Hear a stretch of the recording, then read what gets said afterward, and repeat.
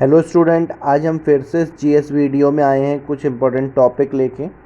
तो आज हम इसमें कुछ आर्टिकल की और कुछ लड़ाइयों की बात करेंगे। तो सबसे पहला देखिए क्वेश्चन है 124, आर्टिकल नंबर 124। तो ये इसमें देखिए सुप्रीम कोर्ट का फॉर्मेशन कैसे है, उसमें आर्टिकल 124 में बताया गया है। यानी अगर सुप्रीम कोर्ट फॉर्मेशन की किस प्रकार से ये हुआ है, कहीं पूछा जाता है किसी कंपटीशन में, तो आपको ध्यान रखना है कि आर्टिकल 124 के तहत सुप्रीम कोर्ट का फॉर्मेशन हुआ है।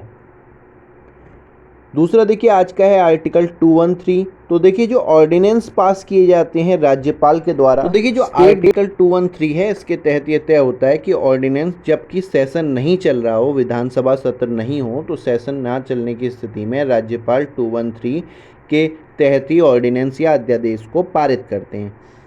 आर्टिकल 25 धार्मिक स्वतंत्रता का अधिकार देता है। भारत में कोई भी व्यक्ति धर्म को स्वतंत्रता है, यानी किसी भी धर्म को वो पालन कर सकता है और किसी धर्म में रहते हुए किसी दूसरे धर्म को भी वो मान सकता है। मीन्स यहाँ पर धार्मिक स्वतंत्रता दी गई है, धर्म कोई भी वैधिक मामला नहीं है, यानी व्यक्ति अपने हिसाब से अपनी स्वतंत्रता रखते हुए धर्म को पालन करा जा सकता है उसके द्वारा। अगला जो है वो आर्टिकल 359 है। आर्टिकल 359 में सारे मूल अधिकार राष्ट्रपति के इमरजेंसी लगाने से रद्द हो जाते हैं। बट यहाँ आपको याद ये रखना है, पेपर में सबसे ज़्यादा पूछा जाता है कि आर्टिकल 359 में कौन से दो अधिकार समाप्त नहीं होते। वो है आर्टिकल नंबर 20 एंड 21। आर्टिकल 20 कहता है कि अपराध साबित होने तक कोई दोषी नहीं होगा, जबकि 21 आपको व्यक्तिगत स्वतंत्रता का अधिकार प्रदान करता है। इसी में देखिए हम थोड़ी कुछ लड़ाइयों का जिक्र करेंगे। तो सबसे पहले बाबर, जो कि तैमूरी अफ़गानी शासक था, ये जिसे हम भारतीय लुटेरे के रूप में भी जानते हैं। तो बाबर ने 4 लड़ाइयाँ जो प्रमुख लड़ी हैं, सन 1526, 1527, 1528 एंड 1529। तो आप इसको ऐसे शॉर्ट में याद रख सकते हो: 26 में पानी, 27 में खाना, 28 में चाय और 29 में घर गया। तो यहाँ पर देखिए, तो यहाँ 1526 में जो पानी है, पानी मीन्स पानीपत की लड़ाई। तो पानीपत की लड़ाई इब्राहिम लोदी के साथ हुई थी। इब्राहिम लोदी जो उस टाइम भारत में शासक था, तो लोदी वंश का शासक, काबुल के तैमूरी शासक बाबर ने वो लड़ाई लड़ी थी। तो मुग़ल साम्राज्य की नींव जो है वो 1526 में यहीं से पड़ना भारत में चालू हुई। सबसे पहले इब्राहिम लोदी, जो कि लोदी साम्राज्य का शासक था, वो यहाँ पर दिल्ली सल्तनत में हारा था। दूसरी लड़ाई जो इम्पोर्टेंट है वो है 1527 की लड़ाई। 1527 में खानवा का युद्ध हुआ है।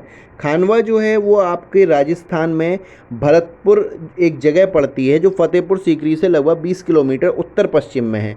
तो नॉर्थ वेस्ट में जो जगह है वहाँ पर ये हुआ था। और ये राणा सांगा, जो जिनका नाम संग्राम सिंह भी था, तो उनका नाम याद रखिएगा, उनके और बाबर के मध्य ये युद्ध लड़ा गया।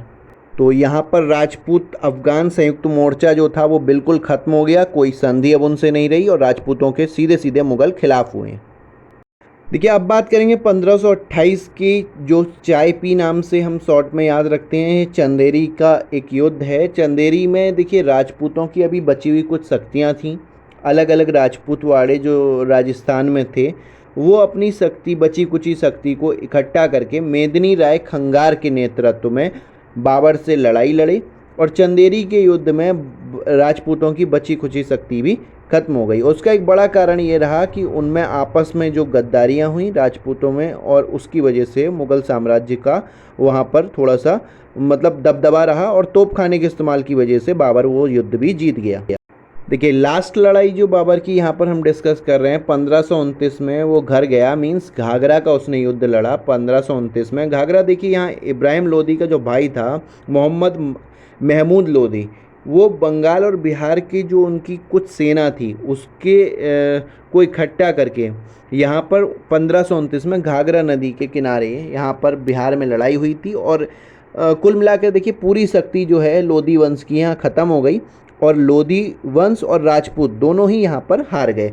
तो उत्तर भारत के काफ़ी बड़े हिस्से पर मुग़ल शासन का यहाँ पर बोलबाला हो गया 1529 में। Thank you student.